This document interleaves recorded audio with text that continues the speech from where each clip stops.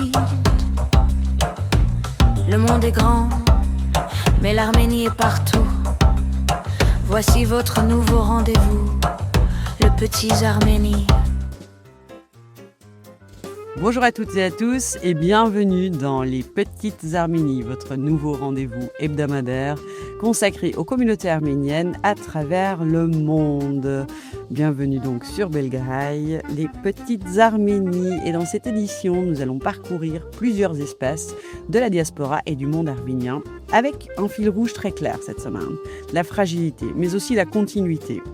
Une continuité des communautés, des institutions, de la langue, de la culture, de l'engagement civique, mais une fragilité aussi, parce que partout ou presque, les Arméniens vivent dans des contextes qui bougent vite. Des guerres régionales, des recompositions politiques, des batailles mémorielles, des défis sociaux et des efforts constants pour tenir debout collectivement. Cette semaine, nous irons tout particulièrement en France, où les élections municipales ont une nouvelle fois montré l'ancrage local de plusieurs figures franco-arméniennes. Nous irons également au Liban, où Burçamut vit sous la menace directe de la guerre, en Iran, où la communauté arménienne a été touchée par les bombardements, en Turquie, où la question de la langue, de la solidarité communautaire et de la liberté d'expression continue de structurer la vie arménienne. Et enfin, en Arménie, où les répercussions régionales, les débats politiques, la francophonie et les enjeux de mémoire résonnent jusque-là. Commençons avec la France. L'un des faits marquants de ces derniers jours pour la diaspora en France, c'est bien sûr la lecture des résultats des élections municipales de 2026 dans plusieurs bastions où la présence arménienne reste forte. Un article de Nor Harac souligne que malgré l'immensité du scrutin, c'est-à-dire près de 500 000 conseillers municipaux élus dans environ 35 000 communes, les bastions historiques de la diaspora permettent de distinguer des tendances nettes. Le journal parle d'un ancrage local confirmé de la représentation franco-arménienne. Le cas le plus symbolique reste Alfortville. Les résultats officiels du ministère français de l'Intérieur montrent que la liste de Luc Carvounas y a remporté le scrutin et la composition de la nouvelle assemblée municipale fait apparaître plusieurs élus d'origine arménienne, ce qui nous rend, bien entendu, peu fiers. Parmi lesquels Garo Khachikian, Déborah Zabounian, Saro Mardirian, Victoria Simonian, Arax Dergevorkian, Stéphanie Nedelian, Frédéric Kostikian et Lina Melkonian. Toujours bien entendu avec nos magnifiques noms de famille arméniens, j'en ai été banni. Très facile à prononcer, n'est-ce pas? Donc on n'est pas ici dans une présence folklorique ou marginale, mais bien dans une participation concrète à la gouvernance municipale. Ce qui est intéressant à Alfortville, c'est que la présence arménienne n'est pas seulement démographique ou mémorielle, elle est aussi institutionnelle. La ville fait partie de ces lieux où l'histoire arménienne de France s'est incarnée dans des écoles, des associations, des églises, des commerces, une vie culturelle, mais aussi dans un rapport durable à la vie publique locale. Voir aujourd'hui plusieurs noms arméniens apparaître dans la nouvelle majorité municipale rappelle qu'une diaspora peut s'enraciner sans se dissoudre. Elle peut participer à la cité tout en conservant ses marqueurs propres.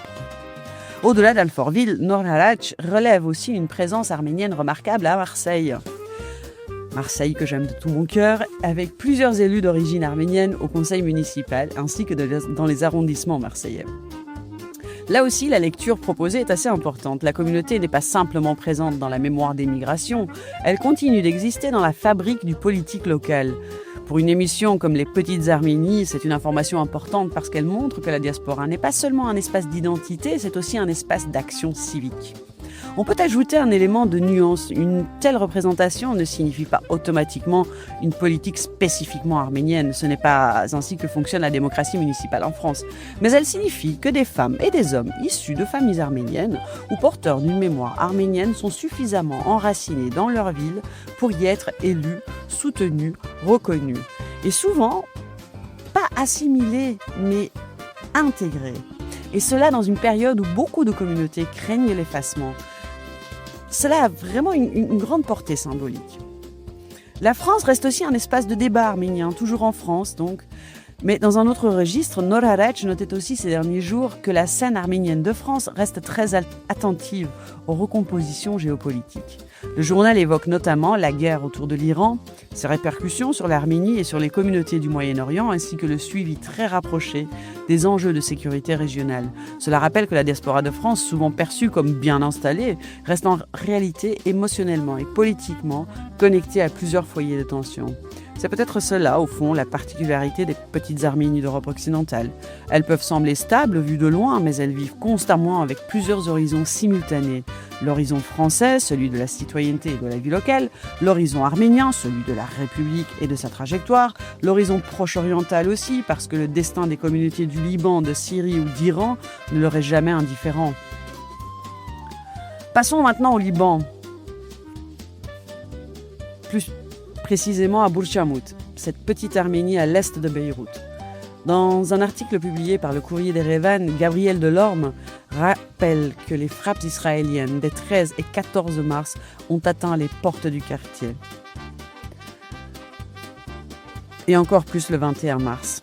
Le texte précise que Bourchamout, devenu majoritairement arménien entre les années 20 et la fin des années 70, s'est constitué à partir de l'arrivée de rescapés du génocide et des déportations de Cilicie, d'abord installé dans des conditions très précaires avant la construction d'un véritable quartier autonome.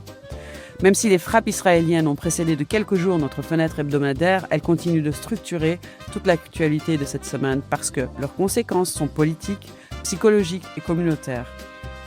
Les bombardements ont fait des morts, des blessés, même si aucun n'était arménien, mais ça reste des morts et des blessés. Mais le fait central n'est pas seulement le bilan humain immédiat, le fait central c'est que la guerre est désormais arrivée aux portes d'un quartier qui, pour les Arméniens du Liban et bien au-delà, incarne un siècle de reconstruction après la catastrophe. Quand on parle de Bourchamout, on ne parle pas seulement d'un quartier populaire, on parle d'un espace où se sont maintenues une langue, des partis politiques notamment, des églises, des écoles, des imprimeries, une mémoire, une densité sociale arménienne exceptionnelle. Quand un tel lieu est menacé, ce n'est pas seulement la sécurité de ses habitants qui est en jeu, c'est une forme de continuité historique. Et c'est pourquoi cette nouvelle dépasse largement le Liban. Elle parle à Marseille, à Paris, à Bruxelles, à Los Angeles, à Montréal, partout où l'on sait ce que Bourchamout représente dans l'imaginaire arménien. Nous soulignons aussi une réalité beaucoup plus large. La communauté arménienne du Liban vivait déjà dans une situation très difficile avant même cette séquence militaire. La crise économique, l'instabilité politique, l'usure sociale ont déjà affaibli les communautés de longue date. Les frappes ne créent pas à elles seules la précarité, elles viennent s'ajouter à une fatigue historique. Et c'est souvent ainsi que les petites Arménies s'effritent. Non pas dans un seul événement spectaculaire, mais dans l'accumulation. Mais je vous parlerai d'une exception dans une interview exceptionnelle avec quelqu'un que nous aimons beaucoup ici sur Belgaï Radio et qui va nous faire le plaisir de nous raconter son parcours au Liban ces dernières semaines. Je vous parle de Sandra Arslanian qui est rentrée et qui nous fera le plaisir de nous raconter ce qui se passe sur place et qui nous parlera notamment d'un collectif d'artistes qui vient en aide aux déplacés du Sud. Sandra a dans la semaine, n'est-ce pas ? Passons maintenant un peu plus loin en Iran, où la même catastrophe arrive. Le 30 mars, le Courrier d'Erevan rapporte la mort d'Ovanes Simonian, un Iranien d'origine arménienne de New Julfa, tué à Ispahan lors des bombardements. L'information a été relayée par Aram Shahnazarian, rédacteur en chef du journal communautaire Alik en Iran. Le média précise qu'il s'agit d'un habitant de Nouvelle Julfa, ce qui donne à cette disparition une résonance particulière dans une communauté qui constitue l'un des plus anciens foyers arméniens du Moyen-Orient. N'oublions pas que l'histoire perse est très ancienne avec l'Arménie. Cette information est importante pour au moins deux raisons. D'abord, parce qu'elle rappelle une évidence souvent oubliée, les Arméniens d'Iran ne sont pas une abstraction diplomatique ou patrimoniale. Ce sont des citoyens arméniens qui vivent dans des villes des citoyens iraniens, qui vivent dans des villes bien réelles, exposées aux mêmes violences de guerre que leurs voisins. Ensuite, parce que la mention de Nouvelle Julfa active immédiatement une mémoire longue, celle d'une communauté historique liée à Ispahan depuis le XVIIe siècle, avec ses églises, ses écoles, ses journaux, son art de vivre, sa place singulière dans l'histoire iranienne et arménienne. Dans le même temps, plusieurs sources ont souligné que le conflit régional avait déjà des effets concrets jusqu'en Arménie. Nour Harach rapporte que l'Université américaine d'Arménie avait basculé en enseignement à distance le 30 mars par mesure préventive face aux tensions grandissantes entre l'Iran, les États-Unis et Israël. Le courrier d'Erevan a également signalé cette décision. Cela montre bien que dans notre région, aucune frontière ne protège totalement de l'onde de choc géopolitique.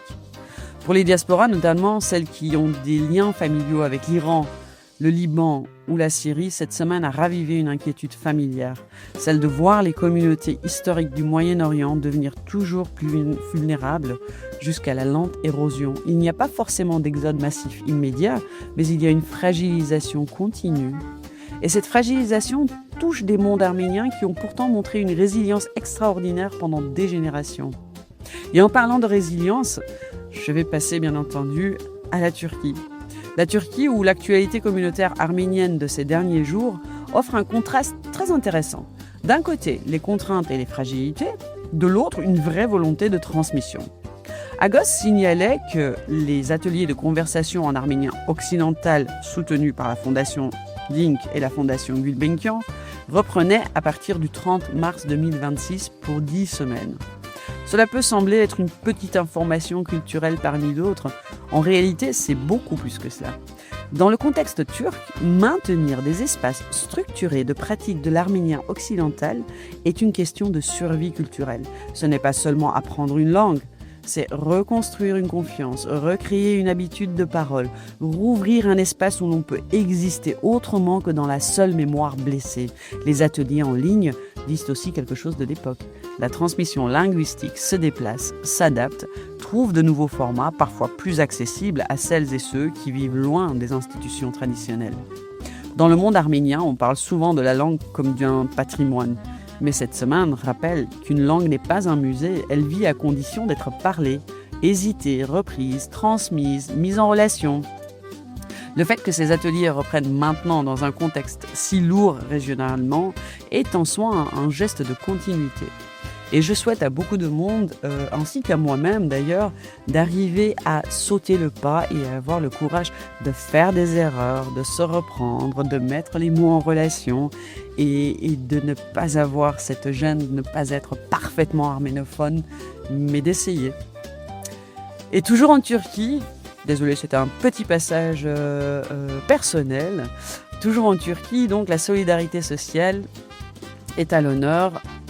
Et elle est relevée par Agos de nouveau, le changement de présidence à Merhayej, une association née pendant la pandémie pour apporter d'abord une aide alimentaire, puis un soutien plus large aux familles arméniennes en difficulté économique.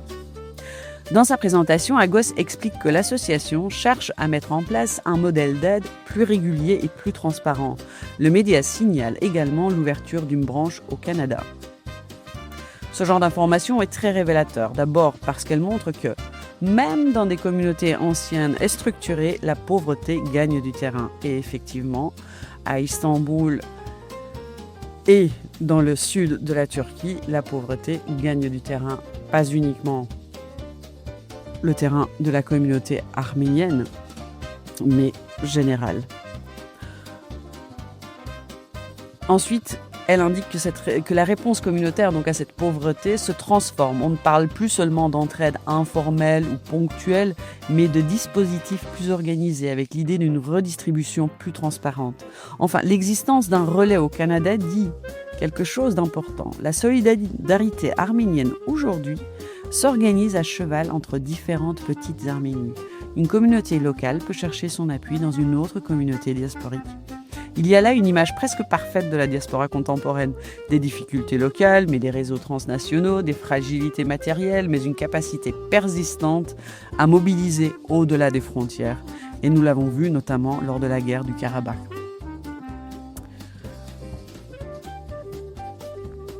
Parlons maintenant d'un vol assez symbolique, le vol Istanbul-Yerevan, qui est bien plus qu'un vol. Il y a une émotion liée au premier vol de Turkish Airlines vers Yerevan le 11 mars 2026.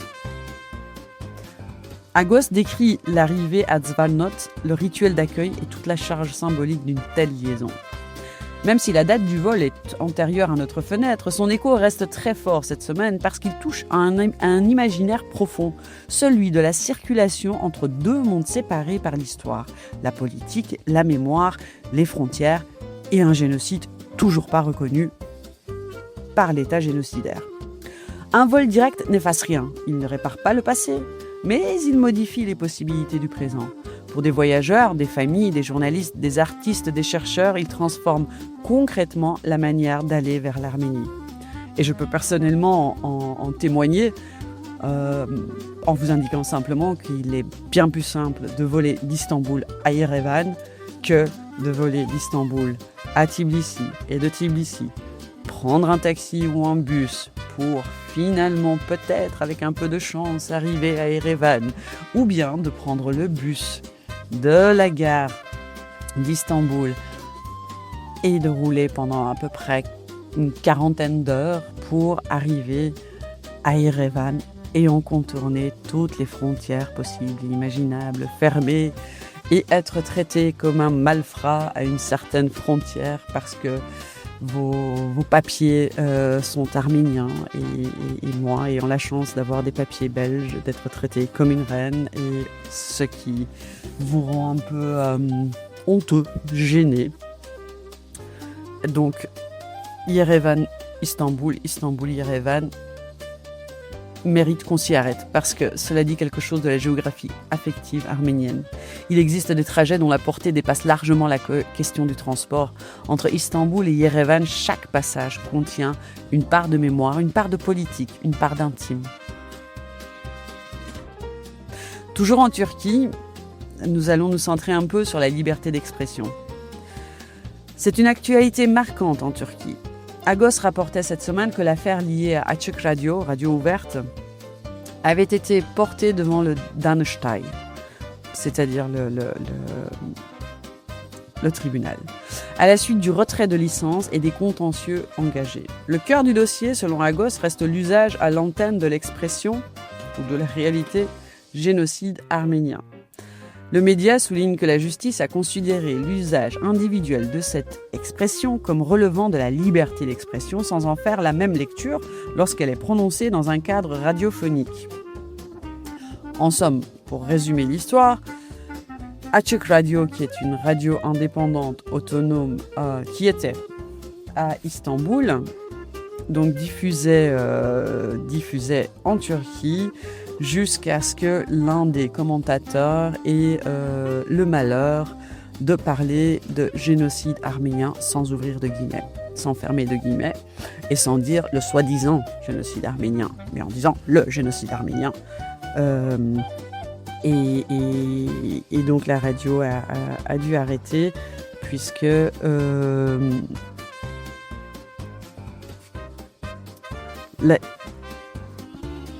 il y a une nuance juridique apparemment technique qui est en réalité lourde de sens et qui pose une question très claire. À quel moment une vérité historique ou une opinion protégée devient-elle, dès lors qu'elle est diffusée par un média, une parole jugée sanctionnable ? Pour les Arméniens de Turquie et plus largement pour toutes celles et ceux qui travaillent sur les questions de mémoire, ce dossier n'est pas anecdotique. Il touche au droit de nommer. Et le fait que cette affaire concerne une radio ajoute une couche supplémentaire parce que dans nos mondes minoritaires, la radio, la parole publique, la voix diffusée ont toujours joué un rôle central. Le débat n'est donc pas seulement juridique, il touche à la possibilité même d'un espace public où certaines vérités peuvent être prononcées sans sanction institutionnelle. Au contraire de l'écrit, la radio offrait encore ces possibilités de liberté d'expression, de liberté de parole, qui finalement a également été muselée. Dès que nous aurons la suite, bien sûr, nous ferons le plaisir de partager avec vous les nouvelles.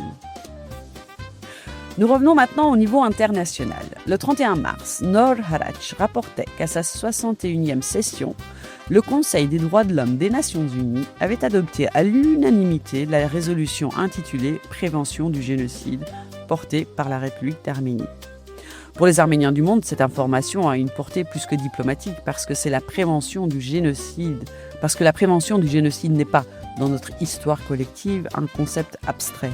C'est une question existentielle, presque une responsabilité morale inscrite dans la mémoire du XXe siècle et dans les blessures plus récentes encore. Voir l'Arménie porter ce type de texte au sein d'une instance onusienne, c'est aussi voir un petit État tenter de transformer une mémoire traumatique en langage universel du droit et de la prévention. Bien sûr, une résolution ne change pas à elle seule les rapports de force du monde, mais elle compte. Elle compte parce qu'elle inscrit une vigilance. Elle compte parce qu'elle relie l'expérience arménienne à une grammaire internationale. Et elle compte aussi pour les diasporas, qui ont souvent fait de la mémoire, de la reconnaissance et de l'alerte une part essentielle de leur engagement public. Et nous en sommes tous témoins.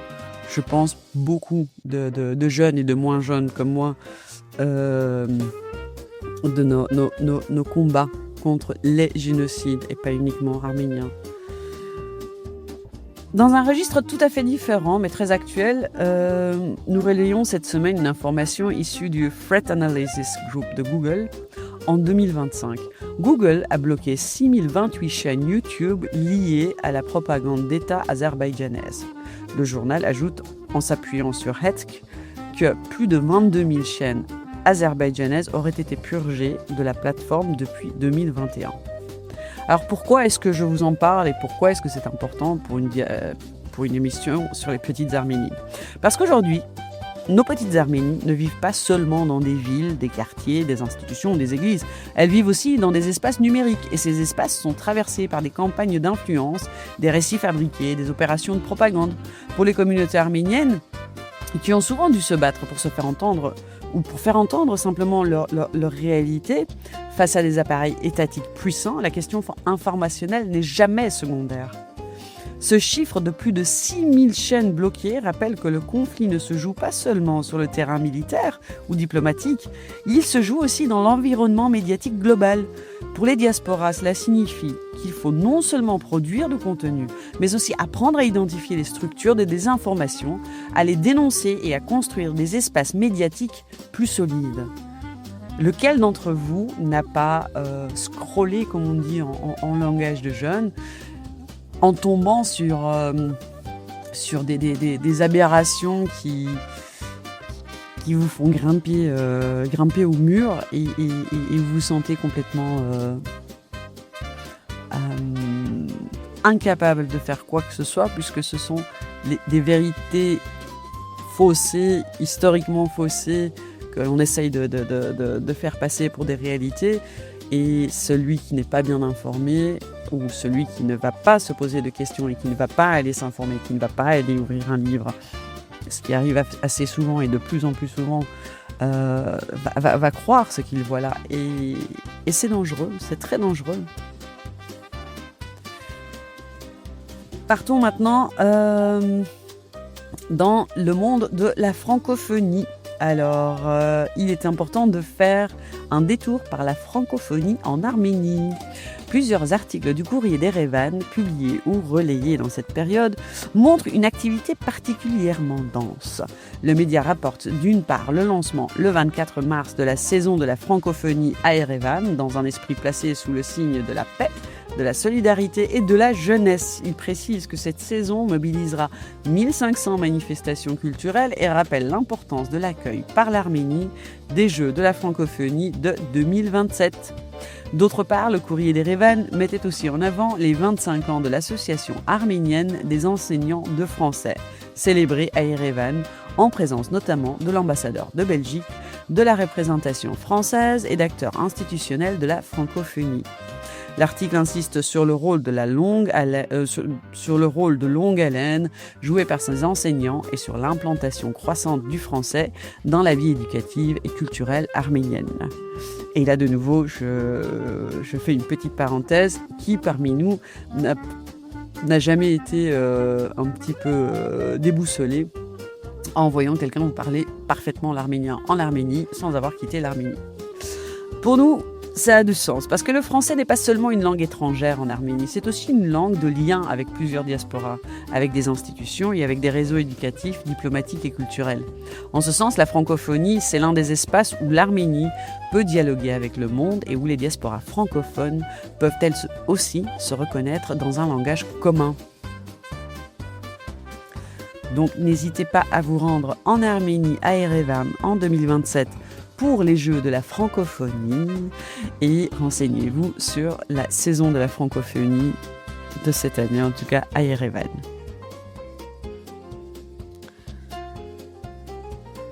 Et nous allons terminer notre tour avec un pays que j'aime beaucoup, avec l'Égypte.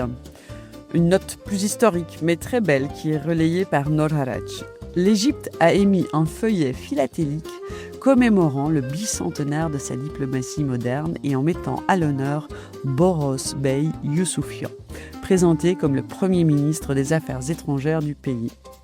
Le journal souligne que cette initiative met en lumière la contribution des différentes communautés, dont les Arméniens, dans la construction de l'État égyptien moderne. Cette information est précieuse parce qu'elle rappelle quelque chose d'assez fondamental. Les Arméniens ne sont pas seulement des survivants ou des minorités. Ils ont aussi été, dans bien des pays, notamment dans l'Empire ottoman, des bâtisseurs, des administrateurs, des artisans d'État, des médiateurs culturels, des figures de modernisation. Remémorez-vous les Balians, les Mimar Sinan. Le timbre égyptien ne raconte pas seulement un passé lointain, il rappelle à toute la diaspora que son histoire ne se limite pas à la souffrance. Elle comprend aussi des contributions majeures à la vie des sociétés d'accueil. Et c'est une très bonne manière de conclure cette traversée, parce qu'au fond, ce que raconte cette semaine, c'est précisément cela. Des Arméniens exposés, parfois menacés, parfois endeuillés, mais aussi des Arméniens qui enseignent, votent, administrent, transmettent, créent des associations, maintiennent des langues, reconstruisent des institutions, continuent d'exister. Cette semaine, nous retiendrons 3 choses, essentiellement. D'abord, que les communautés arméniennes historiques du Moyen-Orient restent profondément vulnérables face aux guerres régionales. Ensuite, que les espaces diasporiques de France ou de Turquie continuent, chacun à leur manière, à produire de la citoyenneté, de la solidarité et de la transmission. Enfin, que la bataille arménienne se joue aussi sur le terrain des mots, de l'information, de la culture et des institutions internationales. Voilà, c'est tout pour cette semaine. Je vous remercie si vous avez tenu jusqu'au bout, si vous m'avez écouté jusqu'au bout, en tout cas si vous avez fait votre repassage ou siroté un bon verre de vin pour ne plus m'entendre de la 3e gorgée. Je vous remercie et j'espère vous retrouver la semaine prochaine dans les Petites Arménies sur Belgaraï Radio avec Linda Yalman. À bientôt.